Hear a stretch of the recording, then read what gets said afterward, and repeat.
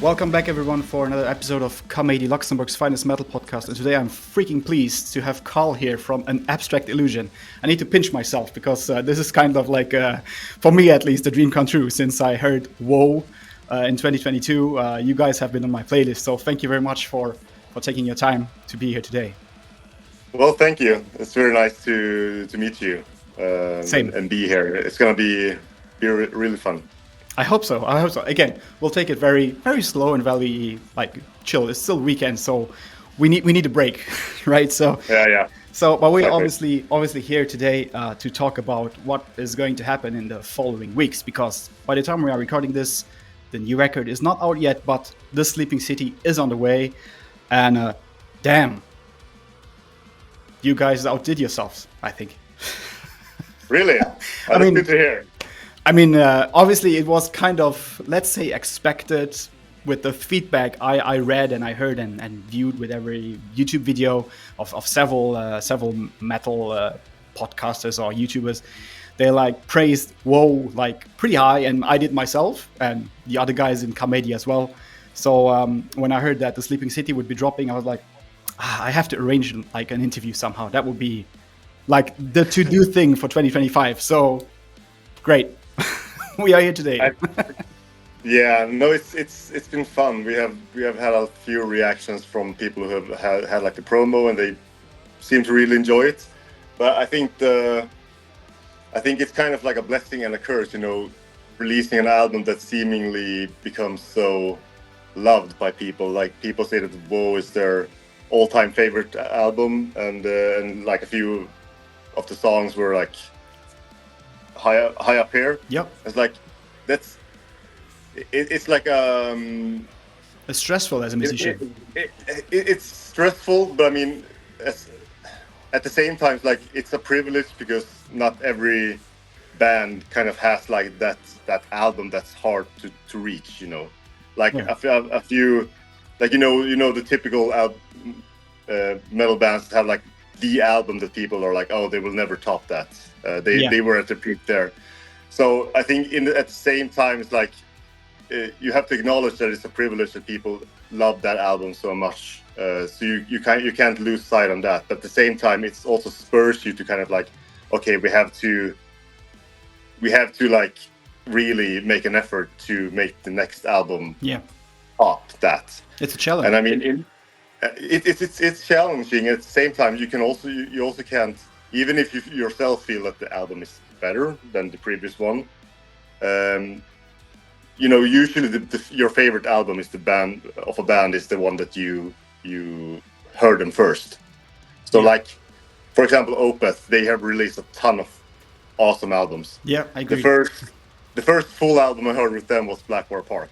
So that's kind of my favorite. But I mean, people have Ghost Reveries, and sometimes I think the Still Life is their best album. So it's it varies, But it's like that for everyone. So what we can do, we can't really at the same time feel oh, we have to do Woe number 2. We have to do something different, and that's what I think that we try to do with this one. Focus more on the synth elements. Focus less on the 60-minute song. All of the songs are self-contained now. Yeah. 7 different songs with each have their own unique identity. If I say so myself. So I think you just have to kind of try to make your best effort, but also you can't stand at the same spot.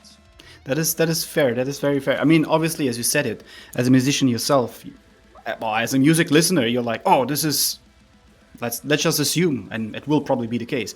The Sleeping City drops on the day it will drop. There will be echoes. Obviously, this is the best record they've ever done, and this will basically repeat probably over the following releases. So it's kind of tricky. I mean, as you said, a challenge, but then again, as a musician, you're never 100% satisfied.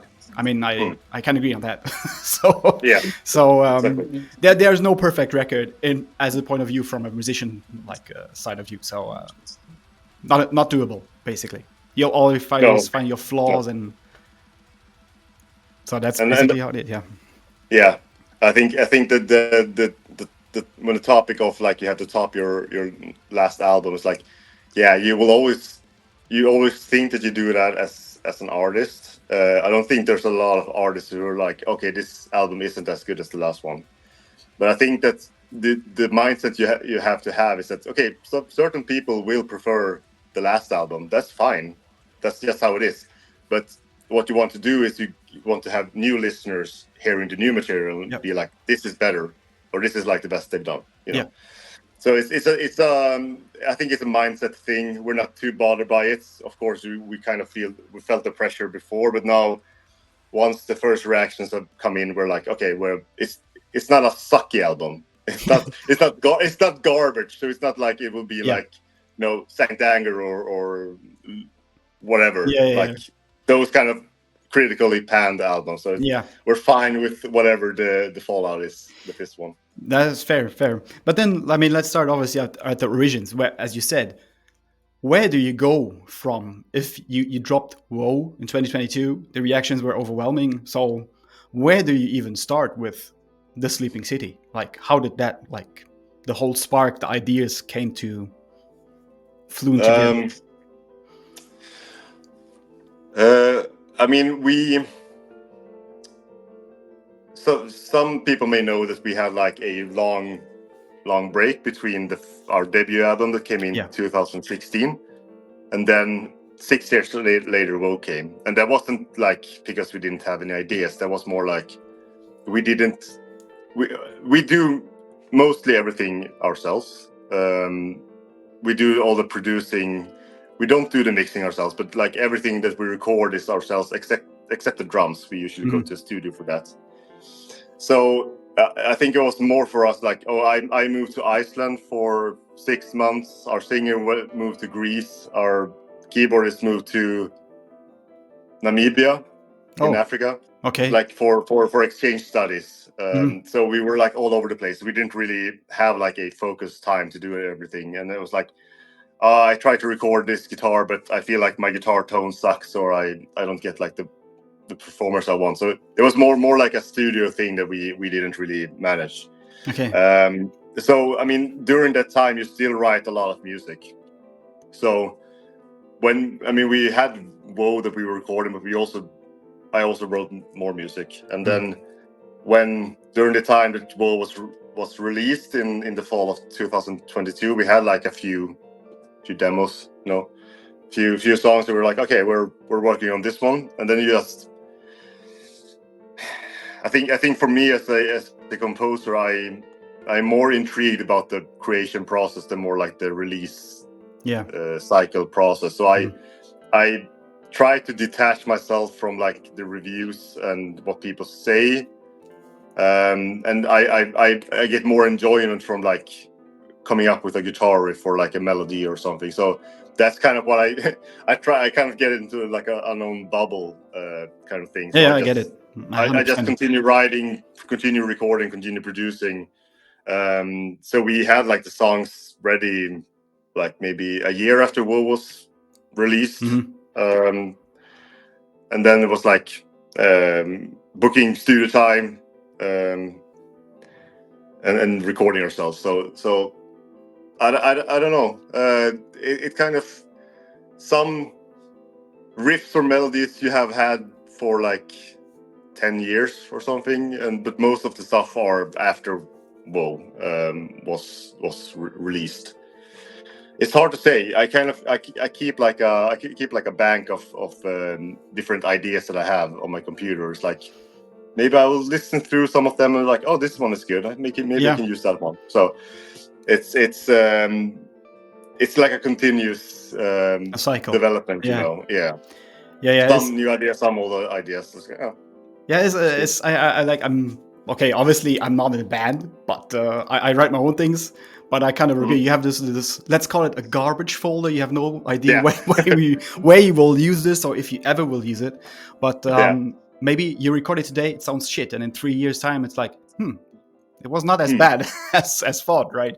So exactly. Yeah. And it's also, I mean, we release 60-minute albums, so it's not like we have the shortest albums, but we also do a lot. We do a lot of trimming. It's like this part is really good, but I think that this song doesn't necessarily need to have it, because everything, it will be too long. You won't like have the capture the listener's attention, you know. Yeah. And maybe that part is still really good, but it doesn't have to be on this song. It can be on a later song. So maybe something that was cut from WoW went to the Sleeping City, and something that was cut from Sleeping City will end up on the next album that we're writing right now. So it's Depends on the mood, I think also, right? Yeah, exactly. I mean, you have a garbage folder, and you have a not quite garbage folder, and you have like a good ideas folder, you know, that kind of thing. Yeah, 100%.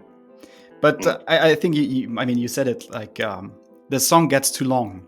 I have to disagree on that. I think the longer the songs, I enjoy very long songs. Like I mean, you guys have long songs as well. They go far over the 10-minute mark. But of course, sometimes though, a 20-minute song can be something very, very amazing. You think that would be something just for the satisfaction of like your own ear to write like a monstrous track that is overloaded and extremely long?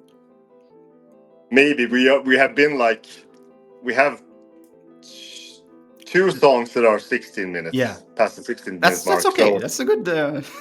That's a good bit. So it's like, maybe like in retrospect, they didn't have to be 16 minutes. I mean, you know, you could have trimmed them a little bit, but I mean, and WoW in a sense is like a 60-minute song, but we just divided it for easier listening. So of course, if we have a song that's like, this needs to be 20 minutes, then sure, we would do that. But it's also like, if we have a 20-minute song, we don't want them all to be 20 minutes. You want to kind of sprinkle them. I think it's not like a hard rule, but if you look at our past 3 albums, and if you take away the cover song from the debut album, all of them are exactly like 60 minutes. And I think that's kind of the sweet spot we're looking at. We don't want to go up to 70 minutes. I mean, there's plenty of amazing albums that are up there 70 minutes. Yeah. But we also don't want to go down to like 50 minutes, because it's still prog metal. You want to be able to develop your ideas. You want to have we have a lot of like the atmospheric elements that we want to keep. We don't want to do like the pop structure, basic, you know, the verse chorus. Like, sure, you could do that for one song, but you don't want to do it for every song. So it depends on what we want. It's not like we will say that we will never do a 20-minute song, but so far we haven't been able to justify doing of course 20-minute songs. Yeah, of course. But then I mean, as said, you said it. Atmosphere is key, and I think that term alone stands for an abstract illusion in whatever you guys have done until now. So let's just say that the Sleeping City, as I was lucky enough to have like an early listen, and I think it's maybe your most atmospheric and most adventurous record till date, because there's like I see a lot of development in terms of let's pinch up, especially you said it, the synthesizer elements are. I love synth wave and all these foolish aspects of synthy stuff. So I'm a buyer, you know. That's all my game, but. How you feel the listeners will maybe see the difference, or feel, this is maybe a bit too much, or was there an intention to make it this synth heavy, basically, and to develop the atmosphere around the synths, basically? I think we had the first song of the album, Black Murmur, starts with like a arpeggio, kind of like people refer to it as like Stranger Things-esque, maybe it is. Fair. But it's like, I mean, me and especially Robert, the synth player, we like love Vangelis, who created soundtracks for Blade Runner, for example. So it's like a lot of 80s synth, you know, like the drony things, the arpeggios, the like beautiful trumpety leads, you know. So I think a lot of it came from that song. It's like, okay, maybe this is a sound that we could like develop for this album. I think that for each album that we do, we want to kind of have like a cohesive soundscape for some kind of description. I mean, first album was more like, okay, maybe that's more like black and melodic death metal, whatever you want to call it. Mm-hmm. Woe is more like, it's a long song with I would say a few jazzy elements, and then this one is more like, yeah, maybe we want to try to have it be kind of synth heavy. And I think that we have the privilege of having a very open fan base. They are quite good at, I think, accepting our ideas that we want to do. Mm-hmm. It's like the last album we did like a weird thing where we had like a, I don't know, trip hop drum beats over like a bluesy guitar solo. And I mean, some people love that. They were like, oh, this makes the whole song. And some people are like, oh, this fucking sucks, but whatever, we want to try it. So that's kind of what our motto is, that if we feel like we ourselves can make it work, then I think that people will accept it. Not everyone will accept it, but that's the point of being like progressive in a way, that you're not afraid to try new things just because not everyone will love them. You can't play it safe.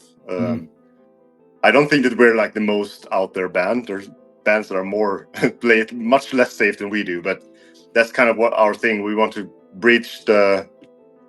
I guess we kind of want to do like we still want it to be like accessible. Like people will enjoy the melodies. I mean, we come from a melodic death metal background, so it's a lot of like more poppy structures and more melodic elements for us. So it's not unnatural for us to do the more people-pleasing thing. We also want to throw in some kind of curveballs.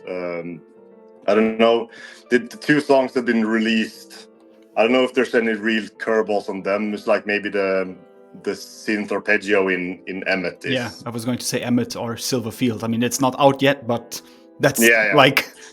Silverfield is very, very out there for us. I love it. Dude, I love it. Yeah. I just like... It was like the perfect breather and unexpected part. Even you could actually see it coming if you like listen to the album from first to the last songs, the Sleeping City song. It's like the perfect spot to put something as Silverfields. So it makes sense. It makes sense. It makes sense in the context. Yes. And we kind of wanted to do like it felt right to put that in the track list after Emmet, because it's like Emmet's like really pummeling most of the parts and challenging. And then we were kind of, I think, very challenging. And then we want to do like more, don't want to spoil it, but you know what I mean. It's more like that it works in the context. It works. 100% agree. you guys will see what we mean in short time. So I think that's what you're touching on, that like maybe people won't like what we do, or like what we think the expectation is. I think we're confident that enough people will enjoy it, that it's like it will work, I think so. I'm pretty much convinced about it. I mean, obviously I didn't know an Abstract Illusion before Woe came out, and actually a good friend of mine, he was like, you have to listen to Woe. This is like the thing that is death metal-y, this proggy, it is everything that back at the time. I mean, obviously bands, you said it, Opeth, Neobli Viscaris are like among the ones that challenge themselves, and for you guys it was in the name, so that's what I really appreciate. It is abstract. Not every song is there's no like, the red thread that goes through a record usually.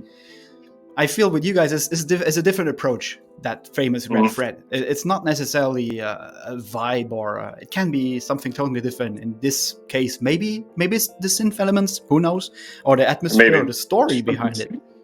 So, but I'm sure people will appreciate those nuances and different approaches on the Sleeping City, for sure. If I might, if I might say, like for example, now obviously we have the awesome cover artwork for the Sleeping City. That like, is there like a specific idea story-wise, or I mean, obviously it thematizes a lot of things, but I think that story-wise, I would say that it's not a concept album, but we deal with certain subjects in different songs that we feel like is represented in like a sick society, a society in decline, and I think that the Sleeping City kind of represents that in a way. You have this very ominous looking Castle city. structure city, yeah. Yeah, it's Mont Saint Michel in France, like this the famous. Is it really? silhouette of Is it really? It is. Okay. Yeah, we sent it to Alex, and we were like, we like this kind of thing, and he like, okay, and then he just took that. Okay. So Okay. That was great. And then you kind of have like the ominous figures in the foreground. You have like the giant Gate, hole in the yeah. city, which you can see kind of see like deformed teeth and that kind of thing. And we just wanted it to be like connecting the kind of sleeping element and the synth element. We felt like it was purple, so I think that's the story behind it. But I mean, you have subject matters like in Emmett, we talk about Emmett Till, the little boy in Mississippi who was lynched in the 50s. So we talk. So that's the story about him. And we have No Dreams, which is more like, you know how you thought that like in the future artificial intelligence will help us in doing everyday tasks or doing like the mundane work, the boring work. But what we see more is that AI is used to replace artists. It's used to make fake news clips that people will buy, like they will be tricked by them. Like if you go on Twitter, you see like a bunch of AI clips that is used to like antagonize people against other people. Yeah, fake news basically, right? Yeah, exactly. Like the real fake news. So that's kind of like the two of the subjects, but there's also obviously the other songs also deal with similar things. Like you see a society in decay, and that's kind of one of the signs that we see, and that's what we wanted to build the artwork around.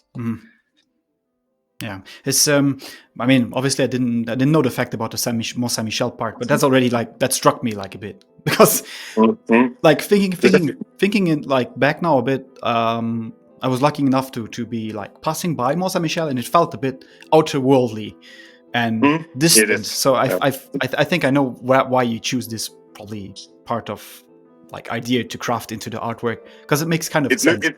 It looks very isolated. Yes, like yes. It's in the open air, like in the wetlands or whatever. Like when the tide rises, you can't get to it. You can't access it. Yeah. So it fits very well as like an isolated city kind of. And also the fact like purple is very often associated with the dreaminess or the elusive part of human nature for some reason. So I really like the artwork. I feel like you have like this a very colorful scheme if it comes to artworks. You can definitely tell, even though the songs, again, I heard them, are not necessarily bright in character, but there's this, I said, the red thread might be the color purple, for example, maybe, you know. It was similar for Woe. I mean, Woe was very dark and even more ominous, and maybe even like a bit like hollow in a sense, because it felt a bit like hollow, but the nuisance was there. And I feel here is me I love the color purple, as you can tell. So so and you can also tell it here. Yeah, exactly. Lingua Morta, right? I guess must be. Great band as well. So and you said it, like AI is very complicated to navigate nowadays. It's very hard to distinguish AI from reality, and it makes it not easy for artists in whatever field, right? Yeah.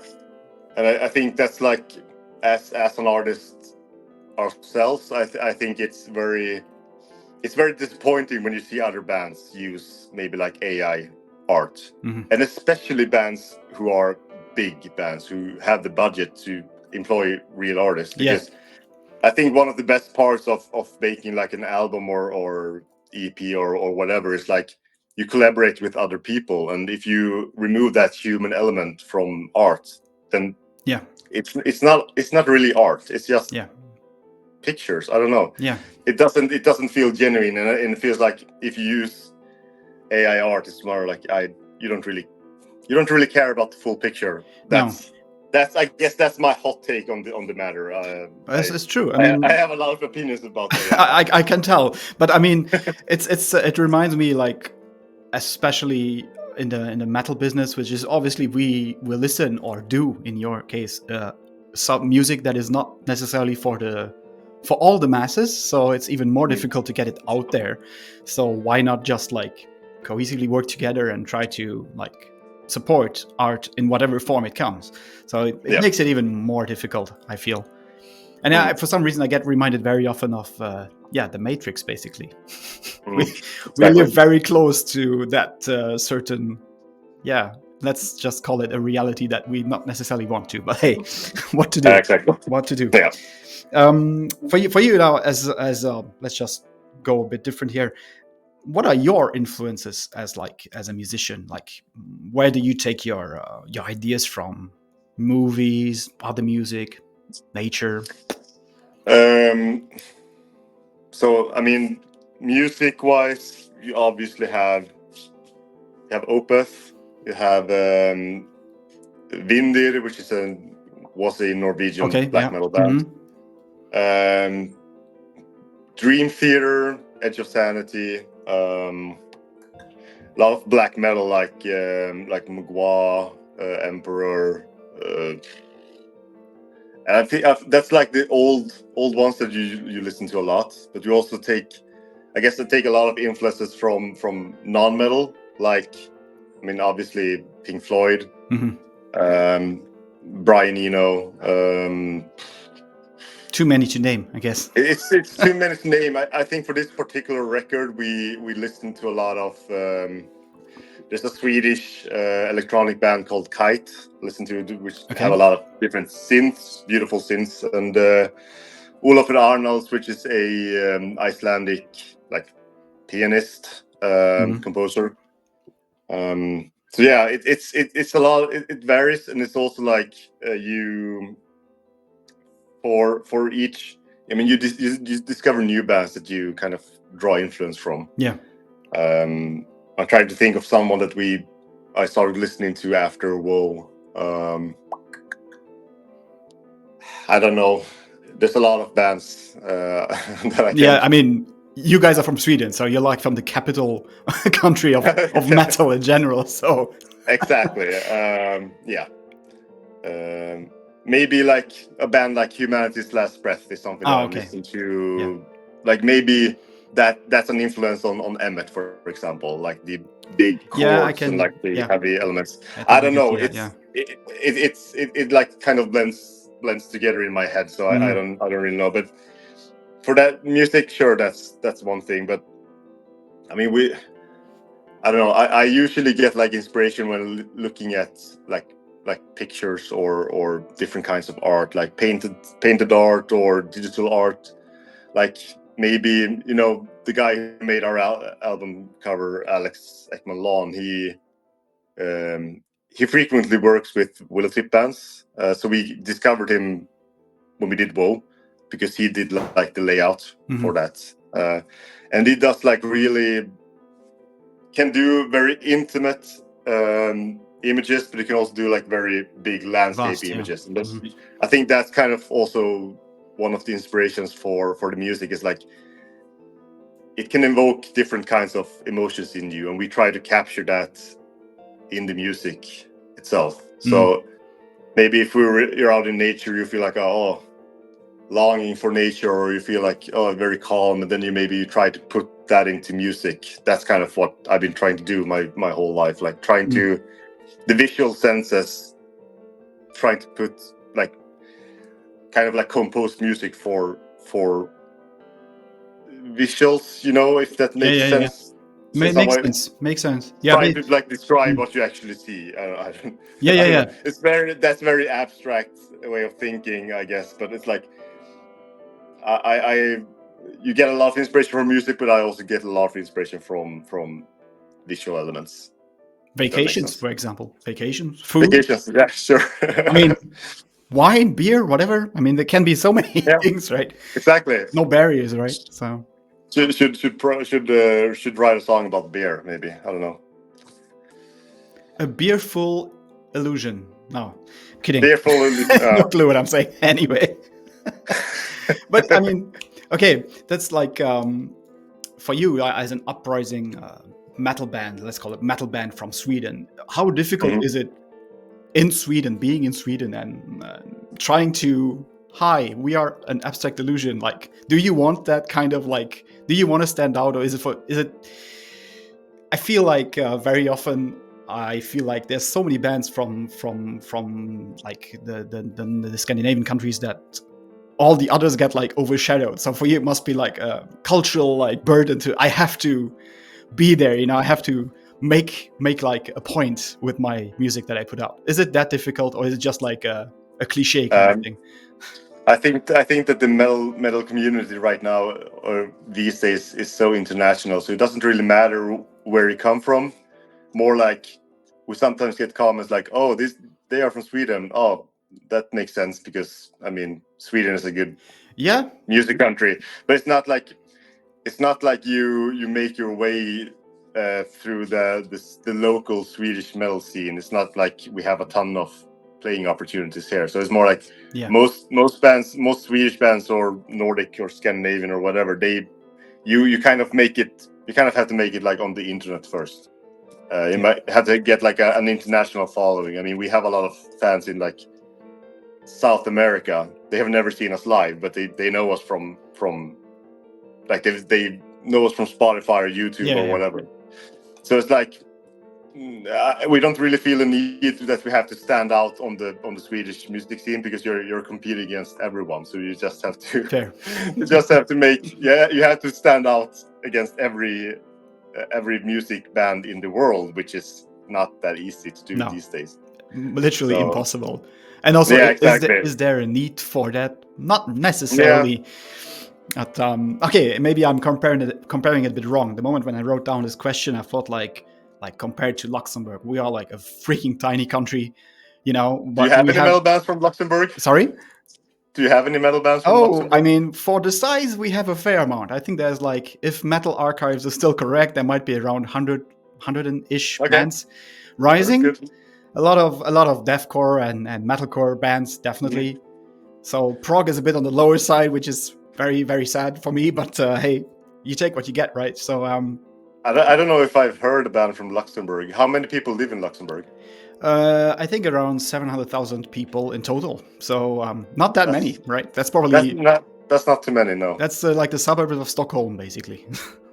Pretty much, yeah. But I mean, at the same time, you have like Iceland, who has 330,000, and they have a lot of metal bands. Yeah, or you take, for example, what is it? I think it's the Faroe Islands, which is like only Tyr, right? Or another way, I think there are two bands. Hamfall. Yes, exactly. Yeah. So I try to compare it a bit because over here, like most of us, we know each other in the metal community here. So obviously, you talk and you try to like get an understanding. We have such an urge to portray metal music because most people, when they think of Luxembourg, compared to Sweden is, as you said, it's good music. Luxembourg is like, we have banks. That's all we have, you know, that we have nothing else to offer. But so I feel the urge here is way more, in terms of we have to really show that we know how to write metal music. I'll send you a few bands if you want to, if you're interested. Do that. I think we have it must still be up on Spotify, a metal like Spotify playlist with a mixture of whatever we have to offer. Not everything is maybe new or modern or whatever, but a fair history, let's say, for metal music. But I try to sometimes like go into Metal Archives and be like, I want to look at this particular like country or whatever, and let's just find a few bands.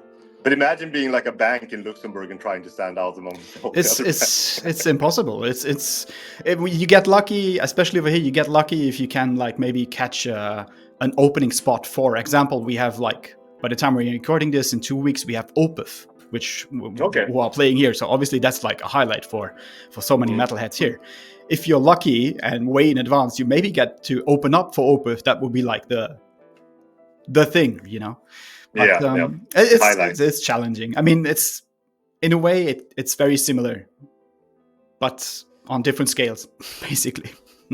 Yeah, I guess. I mean, I think that you probably have to do like in Luxembourg. You kind of have to do the same thing as everyone else. You just have to play internationally. You can't really make it big on the Luxembourg scene and be like, I can live on the music here. No, you have to do.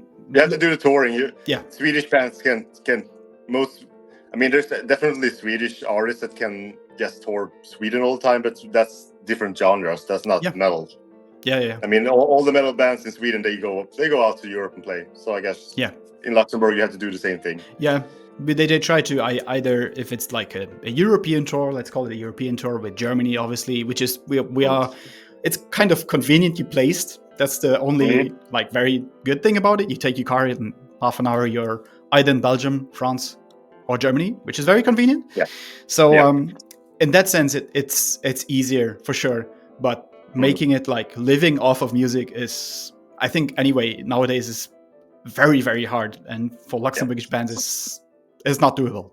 It's really not definitely. It's a goal maybe somewhere in the near future, and since again like our scene is very much evolving compared to the last I'd say 10 years. There's been so much going on, so otherwise I would not be here. Honestly, this podcast is basically, it came because of COVID. You know, we had nothing to do, so we thought, let's just promote our local scene somehow with whatever we have, and it evolved into something way bigger. So otherwise you would not be here today, to be fair. So, but hey, one or maybe like two last questions for you.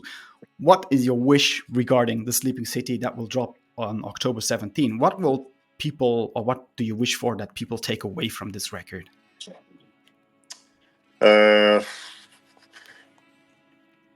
don't know. I hope that people will listen to it and enjoy it, and I hope that more people will listen to it and enjoy it than Woe. I mean, you always want to kind of take the next step, and I think that for us, we're continuously like growing our own music, but you also want to get to play more gigs. Like you want to do like touring, you want to do festival gigs, and that kind of, you have to, I guess, grow your fan base or your profile. So I think that's, as much as it's kind of like taboo to talk about like commercial success, but we're not talking about like, we want to chart on the pop chart, like, or the Billboard or whatever. You just want people to enjoy the music, and you want more people to find you and such, because that's the thing about music. You want to connect to people. So it's not really, we're not in the mindset of like, it's only true if you have like a cassette demo from 1993 and 3 people have heard it. That sounds like black metal in the OG days, right? Maybe. But it's fair. It's basically how it is, right? Yeah, I 100% agree with you. And I think with that said, I said I have 2 questions left. See, I have only one. I misread the last one, which we actually did. So, I mean, thank you so much, Carl, for taking your time to doing this. For you out there, The Sleeping City will drop on October 17. I'll put the link, everything that you need to know for an Abstract Illusion in the link below. Thank you, Carl, again for your time. And thank you for having me. Pleasure, man. And all the best with The Sleeping City, and hopefully see each other soon. Who knows? Yeah, definitely. So with that said, thank you again, and we see each other soon here at Kamedi. Cheers. Bye. Bye.